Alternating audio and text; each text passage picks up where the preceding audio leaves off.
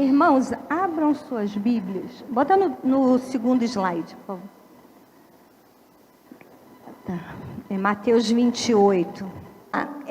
Eu vou ler aqui essa minha versão aqui. Os 11 discípulos partiram para a Galileia, para um monte que Jesus lhes havia designado. E quando viram Jesus, o adoraram. Mas alguns duvidaram. Jesus, aproximando-se, falou-lhes dizendo: toda autoridade me foi dada no céu e na terra. Portanto, vão e façam discípulos de todas as nações, batizando-os em nome do Pai, do Filho e do Espírito Santo, ensinando-os a guardar todas as coisas que tenho ordenado a vocês. E eis que estou com vocês todos os dias até o fim dos tempos.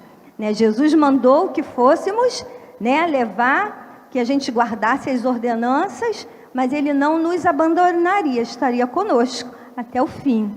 Então Jesus está aqui conosco, amém? Deixa eu ver aqui.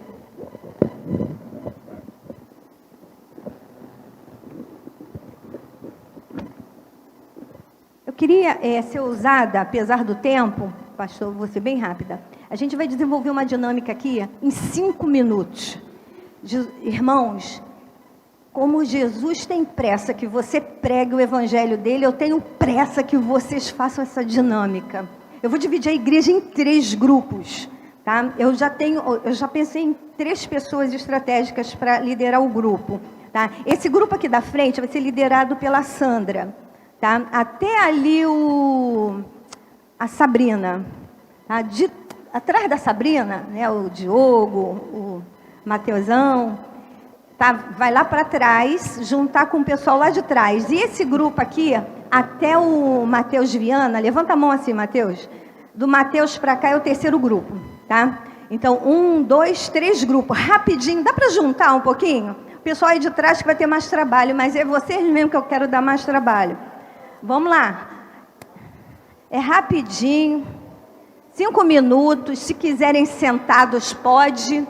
Se quiserem em pé, pode. Esse segundo grupo aqui, eu não vou escolher pastor, que aí é covardia. Vou escolher a missionária Adriana. Bom, então tá aqui. Aqui está o irmão Felipe. Ele é lá do sul. Da igreja CI, mas da onde do sul? De Itajaí para nós. Da igreja do pastor Eli. Vocês conhecem, pastora Lili. Tá? Então, ele foi escolhido, está aqui. Esse grupo é terrível. O irmão Sebastião, tá? Para quem não conhece, é aqui da igreja. E o pastor Gilberto, também, que é aqui da igreja. Vem mais para cá, ficar juntinhos. Então, gente, olha só. Eles vão falar em rápidas palavras o que entenderam do texto.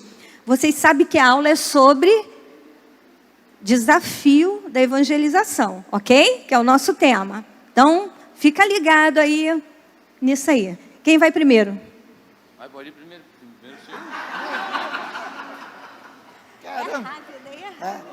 Caramba, rapaz, aí sobrou para mim. Meu Deus. Estava com... Cadê a revista, Diogo? Diogo, cadê a revista, Diogo? Eles leram uma passagem da revista da CPAD, que fala sobre a grande comissão da igreja e a missão da igreja. Então, eu peguei uma parte e dei para eles lerem. Então, pessoal, olha só. Conforme eu estava falando ali com o meu grupo ali, nós estávamos falando, eu falei sobre política, né? Política é uma coisa que a gente tem que saber muito bem como vai fazer. Por que motivo? Porque a gente sabe que tem muitos evangélicos, né, que estão dentro da política, mas que eles têm que votar de acordo com o pedido de quem está lá. Ou seja, lá na política, por exemplo, vamos botar assim, que tem 10 pessoas evangélicos, de todas as igrejas, 10 pessoas. Só que essas 10 pessoas vão apresentar um dilema, né? Uma coisa para que eles possam votar e aprovar. Só que na hora de votar, eles falam, não, a gente vai votar, a gente vai aprovar isso aí. Só que, hashtag, vamos botar assim, né? Aí os evangélicos têm que votar aquilo que eles querem, só que muitas das vezes, nem todas as vezes, nos prejudica, que é não poder ler a Bíblia em qualquer lugar. Quando está dentro de uma condução, por exemplo, que uma pessoa está ali, né, manifestado, cheio de problema, que a gente, né, como evangélico, pode sentar perto e ajudar. A gente não pode, porque vai chegar alguém e vai dizer que não pode. Então, assim, como é que eu falo?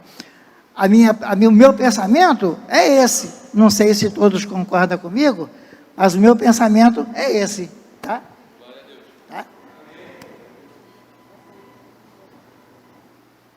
Diogo, vem cá, vem cá. Amém, gente, amém. Então, aqui ele está falando sobre a postura do cristão referente, né, à política, ok? Você leu aqui, você leu essa aqui? Tá, o que está escrito aqui? O título e os subtítulos. Só lê ele. O título e o subtítulo. O título vai dizer assim: o bom exemplo em tudo. Aí o primeiro subtítulo: bom exemplo. O segundo: incorrupção da doutrina. E o terceiro: gravidade e sinceridade.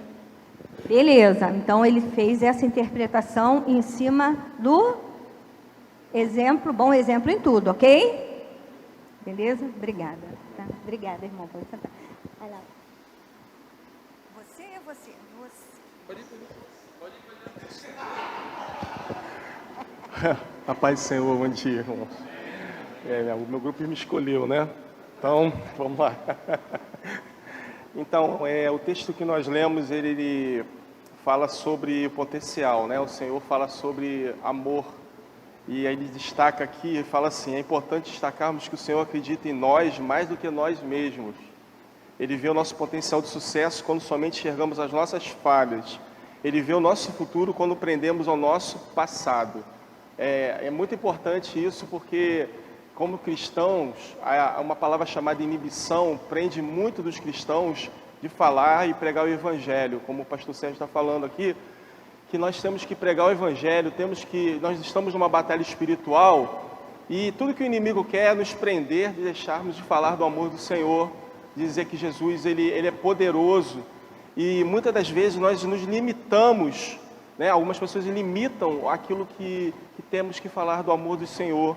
Ele fala assim: esquece o passado, eis que coisas novas tenho feito na sua vida, olha para mim, né? Aí ele vai falar assim: Pedro teve a sua chama de esperança reacesa, né? Diaconisa Sandra estava falando aqui, Pedro andou sobre aquele barco na tempestade, e o que aconteceu naquela tempestade? Estava chovendo, a tribulação, e Jesus aparece para os discípulos naquela noite, né? E eles olham e veem um fantasma, e quando vê, é um fantasma. Alguns deles falavam que era um fantasma, e Pedro estava, né? Então, é o Senhor, então manda ter comigo. Então Jesus fala assim: vem comigo, anda. E ele sai do barco e ele começa a andar sobre as águas, né?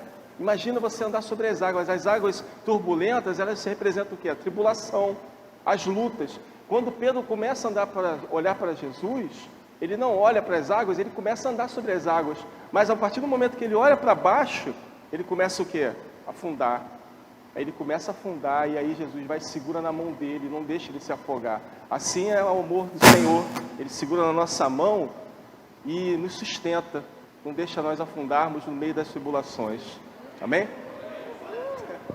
Esse livro, qual é o nome e o autor? Luciano Subirá, pastor.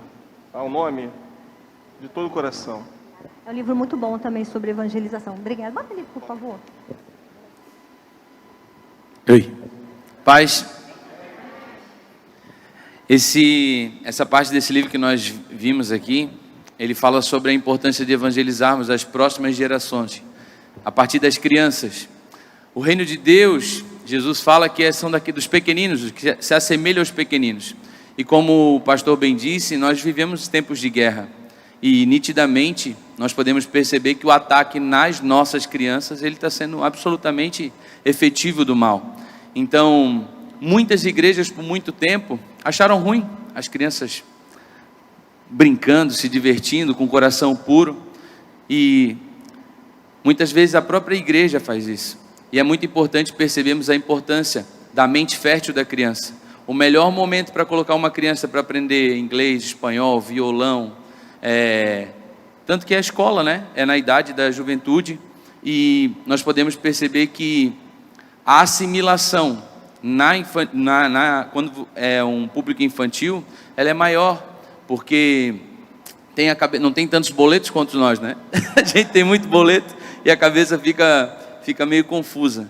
E aí é ressaltado nesse livro a importância de evangelizarmos as nossas crianças, entender que a mente deles é um campo fértil, é um campo puro do Senhor.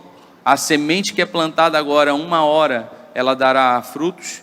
E esse livro traz essa importância que eu acho de suma na nossa sociedade mesmo. É só a gente analisar TikTok, Facebook, Instagram, só bobagem, só para corromper a mente das nossas crianças, as músicas. Então, vamos olhar para nossas crianças com um olhar de evangelismo. Amém. Glória a Deus. As crianças estavam orando, né? Elas estavam orando, né? Dá para contar Eu vou sim. pedir para ele contar rápido o que eles leram. Ele interpretou, e eu achei muito boa, viu? O Edward Payson Hammond, ele era um homem de Deus, que estava buscando aprender de Deus. Ele estava empolgado, né, com a brisa de um avivamento que estava acontecendo. Sabe esse fogo que queima no nosso coração de aprendermos de Deus? E ele esqueceu um casaco, e quando ele voltou havia crianças orando. E aí ele até se sentiu meio mal. Olha só como a gente se afasta, né? A gente acha que, sei lá, talvez somos mais espirituais que as crianças. E naquele momento ele tem um choque, porque uma criança meio espavitada começa a orar fervorosamente, tal como nós oramos, né? Talvez com maior discernimento espiritual. E ele se chocou com aquilo e ele fez um voto com Deus, que a partir daquele momento, se Deus confirmasse algumas coisas, ele seria um grande pregador para as crianças. Então, que sejamos mais desse aí. Era um grupo de crianças que estavam orando. Né? E ele ficou pasmado que não tinha adulto nenhum. Né? Legal. Amém. Glória a Deus. Obrigada. Gente, obrigada, irmão. Obrigada, irmão Sebastião. Obrigada, irmão Felipe. Obrigada, pastor Gilberto. Tá? Então, foram corajosos. É assim que a gente precisa ser, viu? E o Senhor tem pressa que a gente demonstre esse amor. E para isso precisamos estar em oração e precisamos conhecer melhor o nosso Deus e conhecer o legado que Ele deixou, que é a palavra. Tem muita gente querendo evangelizar, mas não quer aprender a palavra. E quer pregar o que ouve dos outros. E às vezes o que os outros pregam, às vezes a pessoa está só interpretando, não está falando a Bíblia. E a gente precisa ler, para a gente também ter a nossa própria interpretação, nosso próprio entendimento. Então, assim, se a leitura, aquela linguagem é difícil para você, troca, pega outra versão. Eu, quando comecei a ler a Bíblia, eu comecei com Bíblia infantil, porque tinha ilustração, a linguagem era facílima, e depois fui melhorando a Bíblia de adolescente, show de bola, tem um monte de dicas, sabe? A Bíblia Teen, ótima para quem tem dificuldade de ler. E por aí vai, até chegar numa mais difícil, né? Até chegar numa que tenha hebraico, aramaico e sei lá. Então, gente, precisamos conhecer aquilo que falamos. Passa o slide para mim. Então, aqui, eu não vou me prender muito ao slide, mas eu quero alguns ler com vocês. Esse aqui, ó, o Deus. Deus, sabia que Deus foi o primeiro evangelista? Ué, como assim, pastora? Está confundindo as bolas, né? Antigo Testamento, Jesus não tinha nascido. Como é que Deus é o primeiro evangelista? Mas foi, olha só, preste atenção por esse ângulo. Ora, tendo a Escritura previsto que Deus havia de justificar pela fé os gentios são os não-judeus, tá, gente? Anunciou primeiro o evangelho a Abraão. dizendo, olha o que Deus disse: todas as nações serão benditas em ti. A gente sabe que Jesus veio da linhagem de Abraão. A gente sabe que Abraão foi o primeiro a receber as bênçãos, né? Bênçãos, né? Conta as estrelas do céu, não dá para contar. E hoje nós estamos aqui, somos também essas bênçãos, né? Então o propósito era o quê? A partir dele, a partir de Abraão, né? E dos descendentes de Abraão, preparar o mundo para a chegada de quem? De Jesus, do Messias. Então Deus, ele amou tanto a gente, tanta humanidade perdida, de tal maneira que não mediu esforços para anunciar as boas novas lá de trás. Já começou. Então Deus, nosso primeiro evangelista. Eu achei isso legal, eu trouxe como curiosidade. Outra aqui, como filhos de Deus, não podemos ficar insensíveis. O pastor aqui falou muito bem, o pastor Gilberto, né? A gente precisa, sabe, saber que é Deus em nós e prosseguir. Não temos que ter medo. Ainda quando tenhamos, Jesus está com a gente, Ele nos levanta. Então você precisa crer em Jesus para poder falar dele. Porque nós somos muitas vezes incrédulos. E na hora, às vezes, que a gente precisa mais ter fé, a gente fica meio balanceado. Então a gente precisa entender, né, o que Deus quer para mim. Noeli, você, o que Deus tem para você? Tem.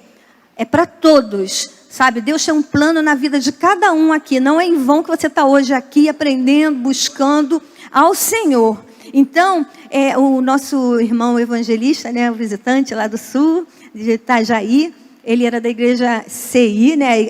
A igreja SEAD foi uma igreja que começou através da igreja CI também, né?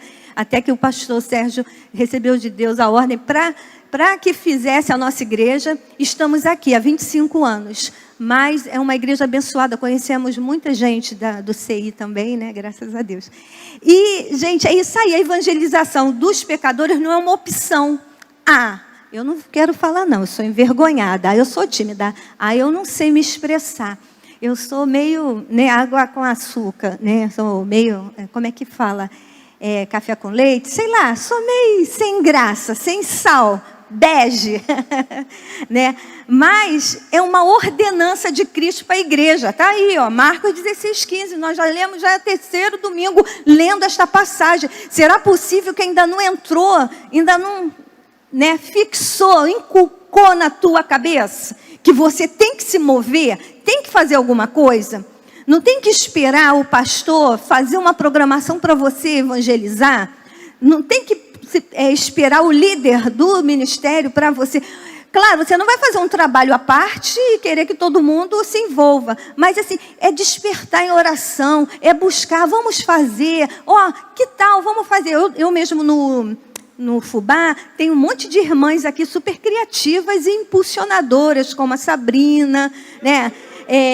A Ingrid, nossa, elas me impulsionam muito. Quantas vezes, às vezes eu estou desligadona, vamos fazer isso aqui, olha que legal, né?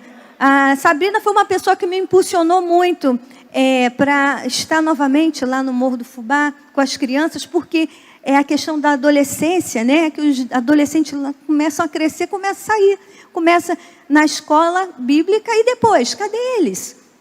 Né? E os adultos, cadê? Elas inventaram lá de fazer o chá também. Aqui na igreja tem chá de mulheres, né? O chá de mulheres é uma grande oportunidade de se evangelizar. Só que as pessoas ficam tão empolgadas de ter um momento social que esquecem de convidar, esquecemos, né? De convidar quem não conhece Jesus para uma oportunidade de conhecer. Então, a gente fez isso lá, a Sabrina contou a experiência dela, que ela foi criada lá no Morro do Fubá e tudo, mas ela conseguiu fazer a faculdade, se casou, tem as filhas, hoje tem um trabalho, sabe, tem a vida independente. Olha o que Jesus faz na vida de uma pessoa, né? Então, assim, são coisas que a gente precisa mostrar, como o pastor falou da santidade, né? Nós somos, sem santificação, ninguém verá a Deus. Mas como é que o mundo vai ver a santificação? Em você. Santificação é vida separada. É vida diferente. Sabe? Agora, se você não faz e fica com aquela cara triste e cheio de problema para os outros, que Deus é esse que habita em você? Eu não vou querer ser crente da tua igreja, nem esse Jesus que você tem. Então nós precisamos, sabe, o nosso semblante, sabe, ele fala do que está em nós. Outro dia aqui eu vi uma moça, uma jovem, ela aparentou para mim triste, até comentei com ela, orei por ela, sabe. A gente precisa se despertar para isso, sabe.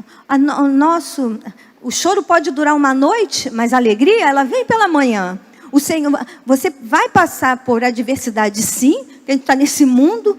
Inclusive, eu queria contar uma visão que eu tive na hora da oração, pastor. Gente, quando o pastor orava aqui, a oração ela tem um poder, né? Pelo Brasil, e pedindo para o Senhor mandar os anjos dele. Eu via anjos de guerra, eu via assim, a cavalo, vários, mas eram milhares juntos assim, e era interessante que eles faziam um círculo, assim, se fechavam e iam e se juntavam, sabe? E eu entendi assim, o que é isso? Porque não está em volta do Brasil, né? Guardando para essas coisas não acontecerem. Eu entendi que o Senhor guarda os seus. Que o Senhor, eu entendi isso. Eu tenho pedido ao Senhor para me dar interpretação do que eu tenho visto. E eu entendi isso e eu estou passando para os irmãos. Eu creio, sabe, que um exército hoje se levantou, porque a igreja clamou. E esse exército, ele está nos guardando os nossos, porque a gente sabe que o mundo está caminhando para o fim. Vamos lá. Agora eu quero passar para vocês, um presente, é o segundo presente. Na verdade, são 2 presentes, né? Eu descobri resumo em desenho da Bíblia, de cada livro. E eu fiquei encantada. Já passei na aula passada, vou passar agora. São 8 minutos, tá? Então são 8 minutos, tá, irmãos? Por que eu vou passar isso? Porque a gente precisa entender o plano de salvação de Deus ao homem. A gente precisa entender que cada livro da Bíblia aponta isso. Todos eles, se você conseguir ler, compreender, você vai chegar a essa conclusão. Até o livro de Gênesis, principalmente, né? Então vamos lá, O livro de Gênesis é o primeiro livro da Bíblia e a sua história se divide em 2 partes principais. Os capítulos de 1 a 11 contam a história de Deus e do mundo inteiro. Depois temos os capítulos de 12 a 50 que realçam a história entre Deus e apenas um homem, Abraão, e a sua família. Essas 2 partes estão conectadas por uma história que começa no capítulo 12. Esse esboço nos dá uma ideia de como entender a mensagem do livro como um todo e como ela apresenta a história da Bíblia inteira.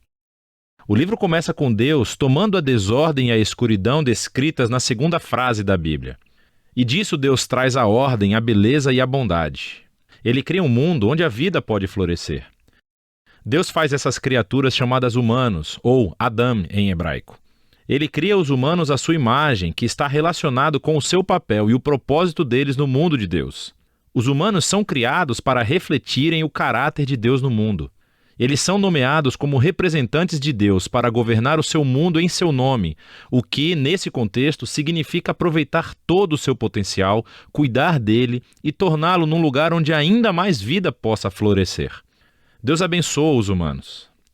Essa é uma palavra-chave nesse livro. Deus lhes dá um jardim, um lugar onde podem começar a construir esse novo mundo. A parte importante é que os humanos têm uma escolha sobre como vão construir esse mundo, representada pela árvore do conhecimento do bem e do mal. Até agora, Deus forneceu e definiu aquilo que é bom e o que não é. Mas agora Deus está dando aos humanos a dignidade e a liberdade de escolher. Será que eles vão confiar na definição de Deus para o bem e o mal? Ou vão buscar autonomia e definir bem e mal por conta própria? É um risco muito grande. Rebelar-se contra Deus é abraçar a morte, porque você está se afastando do próprio doador da vida. E isso é representado pela árvore da vida. No capítulo 3, uma figura misteriosa, a serpente, entra na história. A única coisa que sabemos sobre a serpente é que ela é uma criatura que Deus fez. Torna-se claro que é uma criatura em rebelião contra Deus. Ela quer levar os humanos à rebelião e à morte. A serpente conta uma história diferente sobre a árvore e a escolha. Ela diz que buscar conhecimento sobre o bem e o mal não trará a morte, mas sim irá garantir a vida e se tornarão como Deus. Agora, isso é uma ironia trágica, porque sabemos que os humanos já são como Deus. Foram feitos para refletir a imagem de Deus. Em vez de confiar em Deus, os humanos buscam a própria autonomia. Eles escolhem o conhecimento do bem e do mal para si e, instantaneamente, toda a história fica fora de controle. A primeira perda acontece nas relações humanas. E, de repente, o homem e a mulher entendem o quão são vulneráveis. Eles não podem nem confiar um no outro. Eles fazem roupas e se escondem um do outro. A segunda perda acontece na intimidade entre Deus e os humanos. Eles correm e se escondem de Deus. Quando Deus os encontra, eles começam um jogo de culpar um ao outro sobre quem iniciou essa rebelião. E nesse momento a história para. Há uma série de poemas curtos nos quais Deus declara, primeiro para a serpente e depois para os humanos, as consequências trágicas dos seus atos. Deus primeiro diz à serpente que, apesar da sua vitória aparente, ela está destinada à derrota e a comer poeira. Deus promete que um dia uma semente, ou seja, um descendente, virá da mulher e dará um golpe letal na cabeça da serpente. O que parece uma ótima notícia, mas essa vitória terá um custo, pois a serpente também dará um golpe letal no calcanhar do descendente, enquanto está sendo esmagada.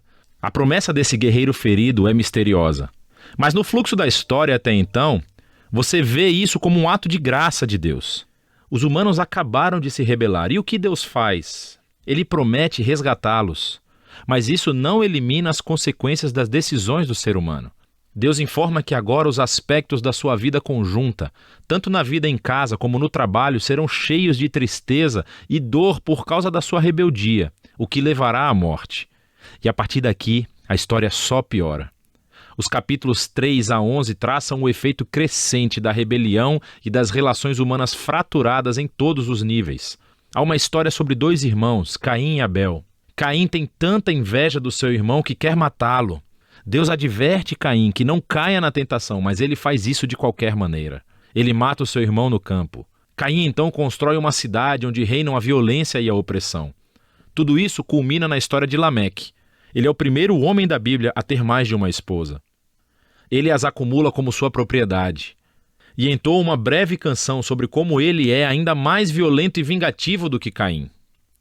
Depois disso, temos uma história estranha sobre os filhos de Deus, que poderia se referir a seres angelicais do mal ou aos antigos reis que alegavam descender dos deuses. Como Lameque, eles adquiriram tantas esposas quanto quiseram e geraram os Nefilim, grandes guerreiros dos tempos antigos. Qualquer que seja a interpretação correta, o ponto principal é que os humanos estão construindo reinos que enchem o mundo de Deus com violência e ainda mais corrupção. Em resposta a essa corrupção, sabemos que Deus está profundamente triste. A humanidade está destruindo o seu belo mundo e se destruindo uns aos outros. Então, num ato ímpeto de proteção da bondade que existe no seu mundo, Deus limpa a maldade humana com um grande dilúvio. Mas existe um humano inocente a quem ele protege, Noé, e toda a sua família. Ele nomeia Noé como um novo Adão. Ele repete a bênção divina e envia Noé pelo mundo afora. Mais uma vez, temos grandes expectativas, mas Noé falha, também num jardim. Ele vai e planta uma vinha e fica bêbado até perder os sentidos. Então, um de seus filhos, Cam, faz algo vergonhoso ao seu pai na tenda. Aqui temos o nosso novo Adão, nu e envergonhado, justamente como o primeiro. E novamente tudo piora. O que leva à fundação da cidade da Babilônia. As pessoas da antiga Mesopotâmia se reúnem em torno de uma nova tecnologia, o tijolo. Elas podem construir cidades e torres mais altas, bem mais rápido do que qualquer outro povo. Eles querem construir um novo tipo de torre que chegue até os deuses para tornar os seus nomes famosos. É uma imagem da rebelião e arrogância humana. É a rebelião do jardim, dessa vez amplificada. Deus humilha o seu orgulho e os dispersa. Essas são histórias diversas, mas você pode ver que todas exploram o mesmo princípio básico. Deus continua dando aos humanos a chance de fazer a coisa certa com o seu mundo, e os humanos continuam a destruí-lo. Essas histórias afirmam que nós vivemos num mundo bom, que tornamos mal, e escolhemos definir o bem e o mal por conta própria. Todos nós contribuímos para esse mundo de relacionamentos rompidos, levado ao conflito e à violência e, finalmente, à morte. Mas há esperança. Deus prometeu que um dia um descendente viria, o guerreiro ferido, que derrotará a raiz do mal. Apesar da maldade humana, Deus está decidido a abençoar e a salvar o seu povo. Então a grande questão é, claro, o que Deus vai fazer? E a próxima história é o elo onde encontramos a resposta. Mas por enquanto, é disso que tratam os capítulos de 1 a 11 do livro de Gênesis. No primeiro vídeo, vimos como os capítulos de 1 a 11 definiram a história básica da Bíblia. Deus criou todas as coisas e fez os seres humanos à sua imagem para governar o mundo em seu nome. Os seres humanos escolheram o pecado e a rebelião, e o mundo ficou fora de controle num ciclo de violência e morte, levando à rebelião e à dispersão do povo na Babilônia. Então a grande questão é, o que Deus vai fazer para resgatar e redimir seu mundo? A partir da dispersão da Babilônia, o autor traça a genealogia de somente uma família, que culmina em um homem chamado Abrão, mais tarde conhecido como Abraão. A promessa de Deus para Abraão, no começo do capítulo 12, abre um movimento completamente novo na história. Deus chama Abraão para que deixe a sua casa e vá para a terra de Canaã, que Deus diz que será sua um dia. Nessa terra, Deus promete a Abraão que irá torná-lo uma grande nação e irá fazer seu nome grande e abençoá-lo. Essas promessas estão ligadas a partes anteriores do livro. A Babilônia, de forma arrogante, tentou buscar a sua própria fama e isso não terminou muito bem. Mas Deus, em sua generosidade, vai dar um grande nome a esse cara sem nome, Abraão. A bênção de Deus para Abraão ecoa a bênção original que Deus deu ao mundo no início de tudo. Então a pergunta é, por que Deus abençoou Abraão e sua família? A última frase da promessa de Deus deixa isso claro, para que todas as famílias da terra encontrem a bênção de Deus por meio de você. Isso é um ponto-chave para entender todo o resto da história bíblica. O plano de Deus é salvar e abençoar o seu mundo rebelde por meio da família de Abraão. Por isso que todo o resto da história do Antigo Testamento se concentra somente nessa família, chamada o povo de Israel. Por isso que Israel mais tarde será chamado o reino dos sacerdotes do Monte Sinai. Deus quer usá-los para mostrar a todas as outras nações como ele é. No fim, essa é a promessa realçada pelos profetas bíblicos e poetas que aparecem mais tarde, que dizem que o seu cumprimento virá por meio do rei messiânico de Israel, cujo mandato trará justiça e paz a todas as nações. Mas nesse ponto da história, nada disso está claro.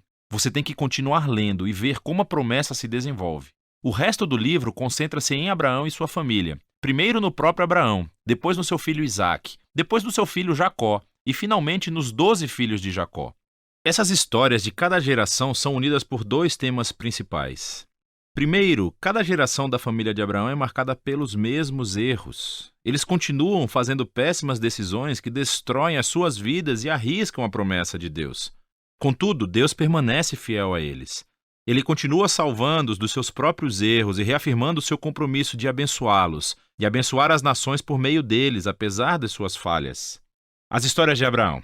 Deus tinha prometido a Abraão uma família enorme. Mas em duas ocasiões diferentes ele teme por sua vida, porque outros homens se sentem atraídos pela sua esposa. E ele nega estar casado com ela, o que obviamente cria todo tipo de problemas.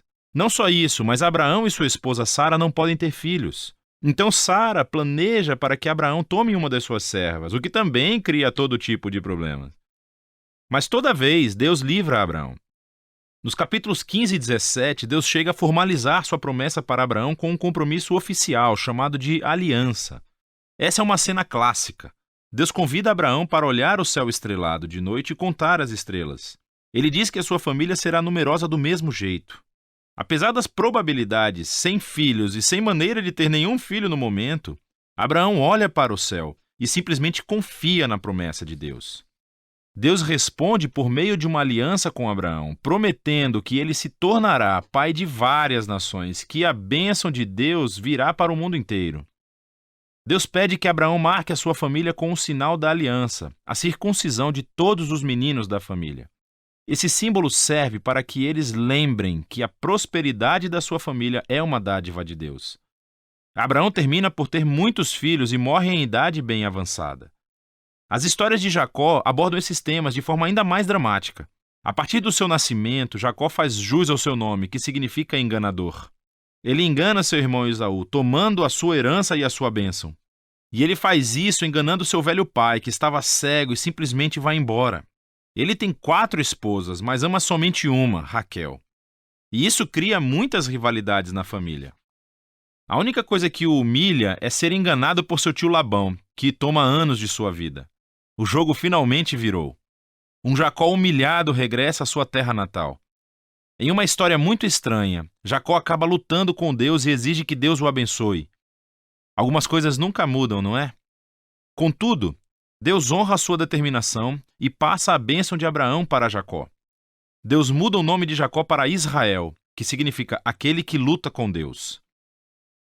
É nessa última parte do livro, da história dos filhos de Jacó, que todos os temas convergem num ponto comum.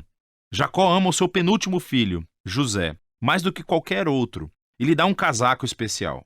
Os 10 filhos mais velhos passam a odiar José. Eles sequestram-no e planejam matá-lo.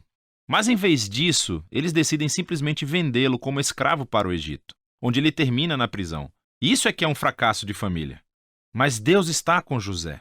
Ele planeja a liberdade de José da prisão e o faraó termina por colocar José na posição de vice-comandante de todo o Egito. José salva a nação do Egito durante um período de fome. Ele acaba salvando os seus irmãos e sua família de morrerem de fome.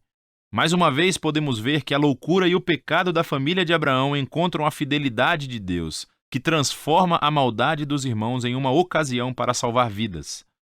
Isso é exatamente o que José diz perto do final do livro. Ele diz aos seus irmãos: vocês planejaram isso para o mal, mas Deus planejou para o bem, para salvar muitas vidas. Essas palavras são estrategicamente posicionadas no final do livro, porque resumem não apenas a história de José e dos seus irmãos, mas também o livro como um todo. De Gênesis 3 em diante, os humanos continuam agindo de maneira egoísta e fazendo o mal, mas esse Deus não vai abandonar o seu mundo e deixá-lo ser gerido por conta própria. Ele permanece fiel e determinado a abençoar as pessoas, apesar das suas falhas. Você pode ver isso especialmente na forma como aquela promessa misteriosa sobre o descendente da mulher se desenvolve durante o livro. Lembre-se de Gênesis 3. Deus prometeu que esse guerreiro ferido viria e destruiria a serpente e derrotaria o mal na sua fonte. O autor então conecta essa promessa diretamente à linhagem de Abraão. Essa é a parte sobre como Deus trará a sua bênção para as nações. De Abraão, a promessa é ligada a Judá, o quarto filho de Jacó, da seguinte maneira.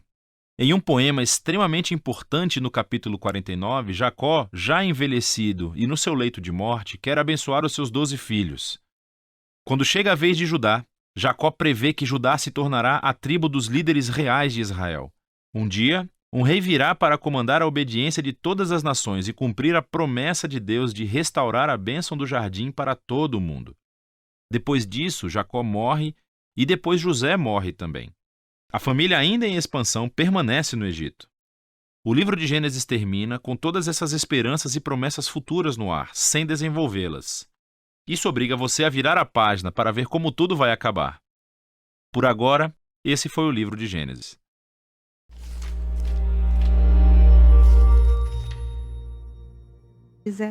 Eu mando. Entenderam como é que é lindo? Aí já está apontando o plano da salvação. Então, quando você vai evangelizar, que o que eu deixei de falar, é isso aí, na última aula. Tá? Deixa eu pular aqui. Pula para o slide número 10. Tá? Então, o que você vai pregar? Então, se você tiver em mente, quando você vai evangelizar, seja em casa, na rua, na escola, onde você estiver, você precisa pensar em 5 situações sobre o que você tem a dizer para a pessoa.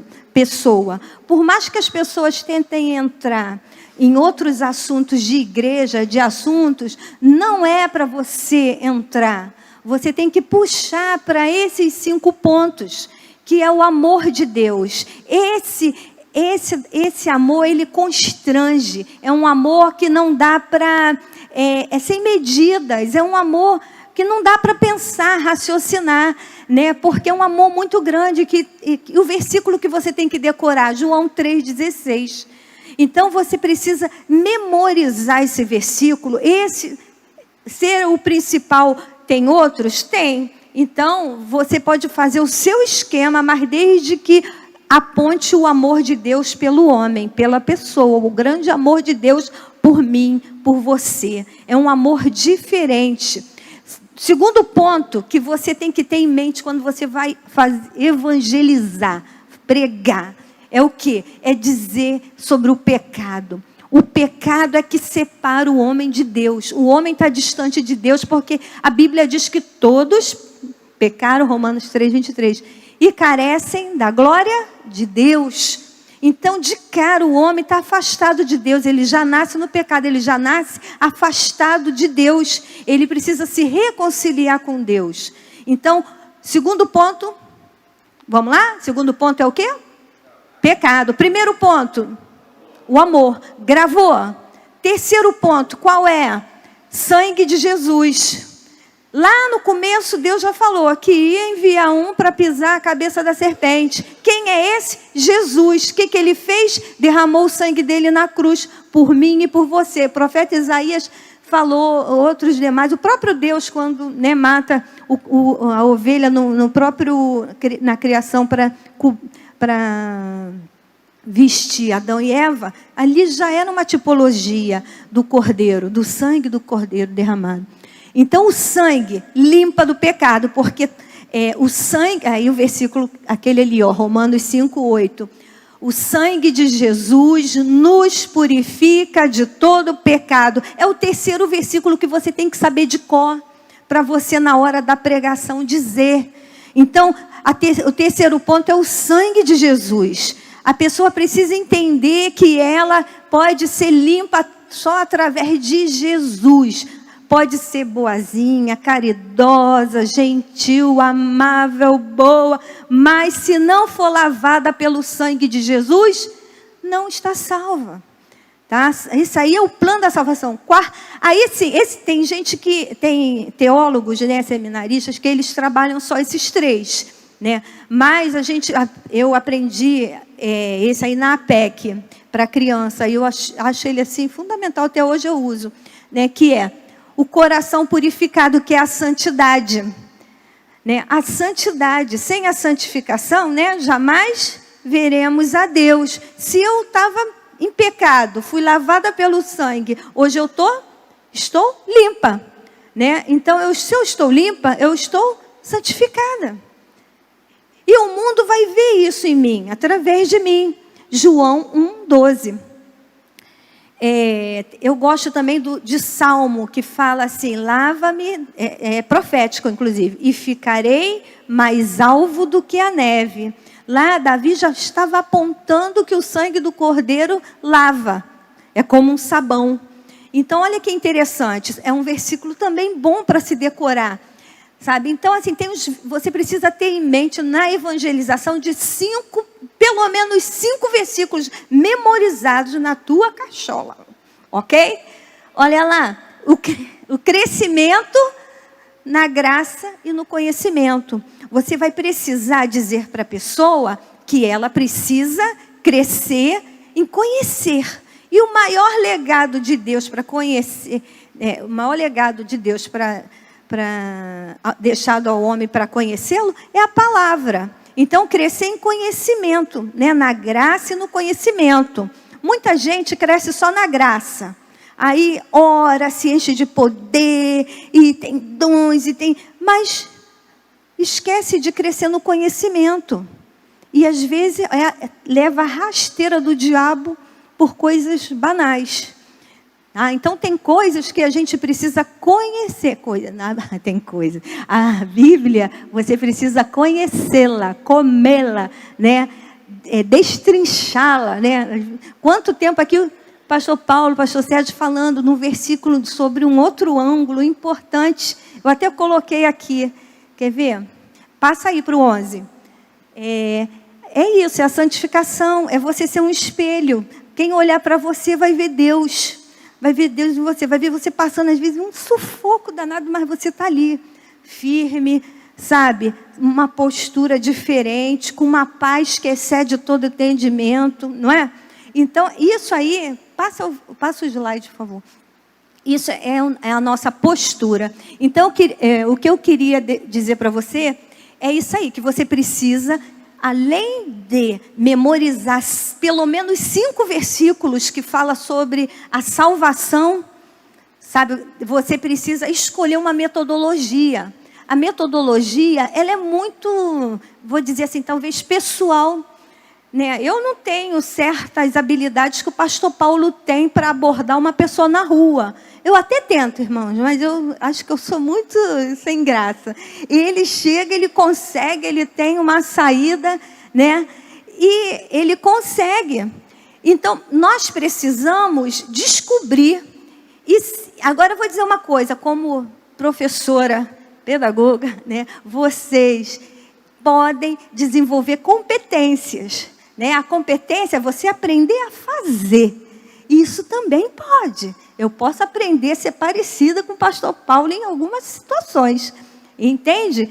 Porque a habilidade é algo já nosso. Agora, a competência a gente aprende. Tanto que nas escolas a gente, né, ensina o quê? Competências e ajuda o quê? A desenvolver habilidades. Não é isso? Nossa psicopedagoga ali, está ali, a Fátima Miller.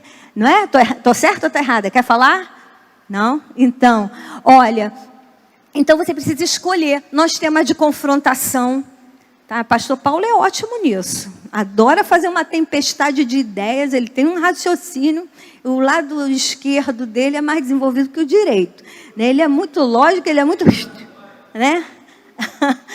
Socrático, o que é isso? Vem de Sócrates, que fazia perguntas, e a pessoa responde pela resposta, você faz outra pergunta, e pergunta, e pergunta, até chegar a pessoa entender que Deus a ama, que ela é pecadora, que o sangue de Jesus a lava, e ela agora é santa e pode, né, viver com Deus, novidade de vida. E assistencial, que é o que a nossa igreja faz bastante, né? Temos como é que dá o nome? Aquele de rua que vocês fazem, Cristina? O grupo ID tem feito, né, aos domingos, quinzenalmente, levando café com pão para a população de rua e pregando o evangelho e dando assistência, né? O que mais? Lá no Fubá, que a gente começou com levar café, também lanche, e passou, já estamos lá quase, quantos anos passou? Uns 22 anos lá, já no Fubá, né, prestando essa assistência lá também. Ainda precário, a gente pode melhorar, né? Comportamental, estratégico. Então, assim, o comportamental pode ser pela sua maneira de viver, pelas suas atitudes, você conseguir mostrar a pessoa, eu quero ser igual a você, igual a minha irmã Ruth. Ela estudava no Pedro II e uma aluna falava assim, hoje eu vim na escola só para te ver. Naquela época, não tinha essa onda de homossexualidade como está tendo agora. Então, a minha irmã se assustou. Por quê? Na escola, não estava nem pensando em igreja, nem em Bíblia, sei lá. Por quê? Não, porque você, Ruth, você tem um brilho no rosto, que quando eu venho aqui, esse teu sorriso, me traz uma paz. Aí ela se ligou que era o quê? Jesus. É Jesus em mim, você precisa e você pode tê-lo. E pregou o evangelho para ela. Olha aí, o comportamental. Sabe, quantas vezes a gente discute com os outros na rua, em vez de ter a oportunidade de levar o plano da salvação, a gente não se liga. Satanás consegue deixar a gente irritada, né? Irritado, e a gente quer dar o troco e dar uma resposta grossa e não vê que, vamos virar, né, o jogo, vamos virar a ideia e pregar ali, estratégico. Aí eu trouxe aqui algumas fotos, eu tenho que terminar, né, pastor?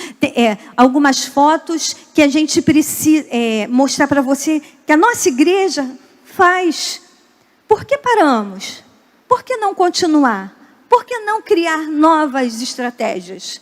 Eu tenho visto o pastor Vandeir com os jovens aqui, né, numa missão de conseguir trazer os jovens a ter esse desejo de ser discipuladores, porque a gente evangeliza, que é o primeiro passo. Qual é o segundo passo? Discipular. A Bíblia, a gente leu lá no começo o versículo, na grande comissão, de fazer discípulos. Então, não é só pregar e largar a pessoa para lá. A gente precisa ter continuidade. Ou se um outro ganhou, por que não? Você não pode ajudar a estar aqui orando. E você é novo, seja bem-vindo aqui na igreja, quer uma ajuda, quer uma oração. Nós precisamos desenvolver isso. Ah, não tenho habilidade, mas pode ter competência, né? Deu para aprender? Falei rápido, mas eu acho que tentei ser bem sucinta nessa. Tem muitos professores que têm dificuldade ainda de entender habilidade e competência, viu, gente? Ó, muda aí esse slide. Deixa eu ver aqui. E esse daqui, eu não vou ensinar hoje, quem sou eu, né? Mas a gente tem cursos, tá? E, por exemplo, a orientação educacional dentro de uma escola, ela ajuda muito o aluno a aprender. Alunos com dificuldade de aprendizagem. Então, os pais nos procuram, a gente chega para ensinar. Então, assim, alguns ali são ótimos para a escola, para a faculdade. E quanto mais para nós pregarmos o Evangelho. Olha só, quanto estilo, gente, para você memorizar versículo. Olha, vou ler do meu aqui. Olha esse primeiro. Aquele da mãozinha ali, ó. Tá? Ele tem 2 nele. Ele tem esse tal de, não sei ler em inglês, flashcards, porque pega uma gravura e bota as cores para a gente memorizar. Ainda tem a gravura que é a mão e as cores. Então, quando você quiser decorar o plano da salvação, eu aprendi assim, gravei, até hoje estou ensinando a mão.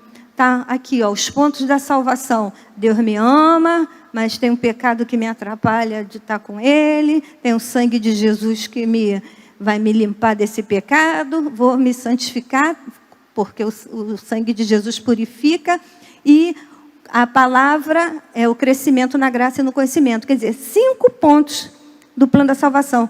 Ó, levanta tua mão aí, grava aí, ó, 5 pontos do plano da salvação que eu posso gravar e memorizar. Cada um versículo, cada um tema. E é assim que eu vou abordar a próxima pessoa na rua, em casa, na escola, na faculdade. Porque eu vou lembrar desses 5 pontos. Você vai conduzir a pessoa à salvação. Quem convence a pessoa do pecado e do juízo é o Espírito Santo. Então, você só vai conseguir pregar e fazer isso se você tiver o Espírito Santo do Senhor. Se você não tem muita gente dentro da igreja que a gente pensa que é salvo e não é. É só igrejada. Ama os cultos. Sente paz aqui dentro. Sente, né? Poxa, quero ir para o céu, estou indo sempre para a igreja. É isso? Ir para o céu é assim? Não. Acabamos de aprender que não. Então eu pergunto para você, você é salvo? Eita, confronto, hein? Você é salvo? Sim, você é salvo? É isso aí, nós somos salvos. Tem gente dentro da igreja que diz assim, eu não sou salvo não. O que é? Eu estou buscando aprender para ser salvo. Não! A gente é salva passando por esse processo, já está salvo. O Espírito Santo entrou, está salvo. Agora tem que manter a chama acesa, né? O problema é esse, é continuar, é vir à escola bíblica dominical aprender a palavra, é ler em casa a Bíblia, é orar. Eu pontuei essas coisas aqui do crescimento. Pula para mim, lá para o slide 16, por favor. É isso aí, ó. É orar sem cessar. A oração é preciosa. A gente, né, vocês leram aquela parte do livro, as crianças orando. Que coisa linda. Você tem levado as crianças que estão ao seu redor à salvação? Gente, tem tanta maneira de pregar, né? Pede a Deus a estratégia, sabe? O que é melhor para mim? Dá uma olhadinha nesses que eu dei aí, acho que esse. Procura, se aprofunda e busca isso. O Senhor tem pressa, né? Não é para, quando der, eu vou fazer. Jesus vem e já era, gente. É agora. Precisamos estar prontos. É rápido. O Senhor tem pressa nessa salvação. Ele tem pressa em buscar a igreja dele. Ler a palavra continuamente, obedecer a Deus a partir da Bíblia. Tem muito crente aí que fica assim, isso eu não concordo não, então não obedece. Isso aqui eu não concordo não, aí não obedece. Isso aqui eu não concordo. Pega aí. Não é por aí não, tá ali. Pode ser que você discorde da interpretação de quem está ensinando. Vai lá você, pega a Bíblia, lê e busca. E se o irmão tiver certo, vai lá pedir perdão a ele, viu? Vai lá pedir perdão. testemunhando e buscando a santificação pessoal, evangelizando oportuna e inoportunamente, porque Deus vai cobrar o sangue de inocente das suas mãos. Misericórdia, vai cobrar. Palavra dura, mas vai cobrar. Então, irmãos, que não seja cobrado de você, que não passe de nós, né, o seu espírito. Então, essa daí mesmo, sabe, eu vou terminar, já são 11h15, dizendo para você, passa no 17.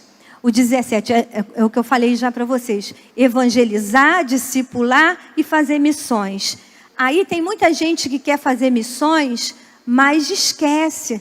Não segura nem a corda do missionário. Vai para o 19, slide. Não segura nem a corda do missionário que está lá longe. E por falar nisso, nós queremos segurar a corda de uma missionária, Kátia, que casou com o missionário Vandécio, e tem a filha que também foi como missionária, a Rebeca. E elas querem vir ao Brasil, estão há 5 anos sem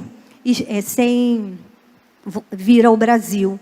Então, elas querem, estão com dificuldade para vir pedir ajuda para a gente, né? A igreja, o pastor Sérgio levantou esse almoço. E mesmo que você não vá almoçar, mas compre uma quentinha para ajudar. Porque aquele que dá deliberadamente, muito lhe é acrescentado. O Senhor, Ele abençoa você, Ele derrama sobre você as bênçãos. Então, segure a corda, irmãos, através de oferta, através de oração. E quem sabe você ser o missionário que Deus está chamando.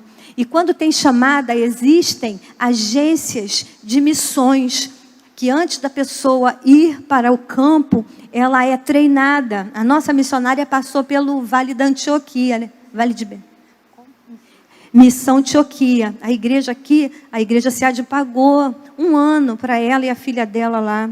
E ela foi preparada, depois foi para Bolívia, da Bolívia foi para o Senegal, e depois foi para a África, ficou em Burkina Faso. E agora a filha precisou... Graças a Deus, como Deus cuida dos filhos do missionário. A Rebeca passou para uma universidade na França, para medicina. Deus cuida dos seus. Quando você se dedica à obra, o Senhor abençoa os seus. Ele não deixa. Olha, quando a gente veio para a igreja SEAD, não é para vangloriar, mas a gente procurou ajudar muito essa igreja. Eu, meu marido, e eu trazia muitas vezes meus filhos doentes. Já até contei aqui, deixava Mateuzinho uma vez doente, fui criticada, dava aula para as mulheres. E, graças a Deus, meus 3 filhos estão na presença do Senhor. O Senhor cuidou deles. As pessoas perguntam, como é que você consegue? Porque foi um período de desemprego também, e depois eu precisei trabalhar. E era muito difícil para preparar a aula, para vir, para tudo. Mas o Senhor me honrou, cuidou dos meus filhos. Meus filhos não se desviaram. Tanta gente que nem trabalha, ou tantas mães, né, que às vezes nem trabalham, eu fico vendo, não vem para a igreja, ou se vem, deixa o filho em casa, não traz. Irmãos, traz, dá trabalho. Às vezes o pastor briga com a criança. Não, brincadeira. Mas é normal, é criança. E tu puxa, chama, vai lá fora, conversa, mas não deixa de vir à casa do Senhor. Se um irmão se incomodar com a criança. Por isso eu queria mostrar aqui um trabalho que a igreja SEAD faz. Tá, vou terminar mostrando algumas fotos da nossa igreja, do nosso trabalho. Tem vários, gente. Perdoa aí se eu esqueci de algum, porque eu vi, pastor Sérgio, o quanto aos 25 anos nós temos feito trabalho. Eu queria achar da caminhada da família, só consegui um, não sei porquê. Não consegui mais foto. Gente, como nossa igreja tem feito. Acho que por isso que há tanta perseguição. Acho que por isso que há tantos embates de Satanás, tanta, sabe, coisa, porque a gente tem feito sim. E você, Deus está chamando para continuar, para fazer. E nós vamos orar hoje aqui, para que a gente possa se posicionar, sabe? Se posicionar diante de Deus e dizer, Senhor, eis-me aqui para levar a tua palavra.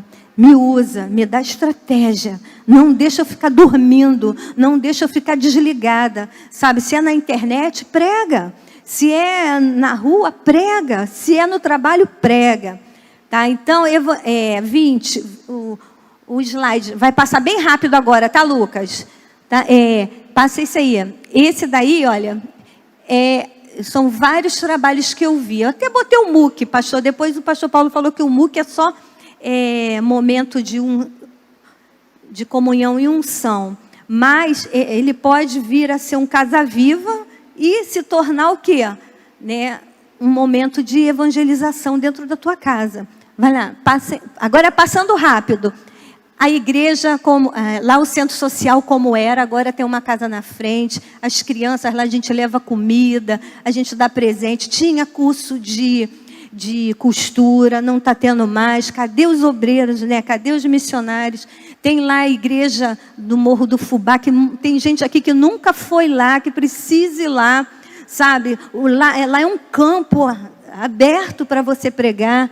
Tá lá, quantas crianças tem? Olha, quando enche, gente, fica assim. Vai lá mais, pode passar. Tá aqui, que eu tinha comentado. Gente, que trabalho maravilhoso que o Ministério Infantil tem feito. SEAD Kids tem feito um trabalho excelente. Eu estava sentada ali, ninguém precisou me falar nada do que fez lá. Terminou o culto, eu estava perto da Renata, do diácono Alessandro e os filhos. Veio uma menininha que eles convidaram, as filhinhas deles, né? E falou assim, mãe. Aí eu olhei, né? Aí falou assim, bem aqui assim, mais ou menos. Mãe, eu agora sou dessa igreja. Aí ela falou assim, é? Aí ela assim, eu aceitei a Jesus. Gente, glória a Deus, que coisa linda. Gente, é um trabalho que está acontecendo. Como é que o Senhor está fazendo lá em cima, coitada das irmãs? Né, com aquele chiquinho Nicole, né? As crianças amam a modelo Nicole, né? Olha só, ali lá no Fubá, a Ingrid, sabe, ela não é professora nem é pedagoga, mas gente, ela criou uma estratégia de ensino ali que a gente chama de metodologia ativa. Ela juntou, fez um círculo e você e tal, e fez uma dinâmica na aula. O que é isso? É o Espírito Santo usando, olha lá, coisa linda. E tem os missionários de palhaço, em tempo de festa a gente faz. Vai passando mais rápido agora, Lucas. Peraí. Aqui eu botei os adolescentes, toda segunda-feira eles vêm aqui, quase todas, né? Uma ou outra que não. Eles têm um momento, sabe, de aprendizado também. Os jovens, o pastor Vandeir, eu já comentei aqui, faz um trabalho aqui,